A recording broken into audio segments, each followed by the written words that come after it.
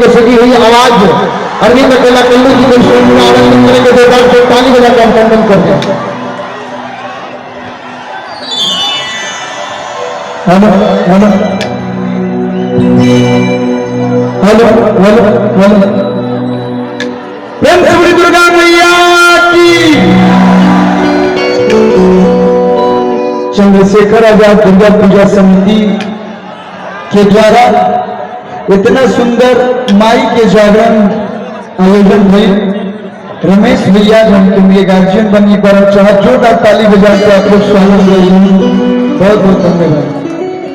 साथ ही जिनका एक मुस्कान पे हर कलाकार हर काम छोड़ के हुआ आदेश का हर लोग आपके प्यार से और हर स्टेज पर आवे। हमने के बिहार के आन बान शान हमने के कलाकारों के गार्जियन विराज सुधीर सिंह भैया का दोनों हाथ उठा के जोरदार ताली बजा के स्वागत करते हो। भैया लोग के आशीर्वाद का क्या हर कलाकार आप लोग के बीच उपस्थित बनी। ज्यादा नाम ना ले, सब लोग के सब है स्वागत करें।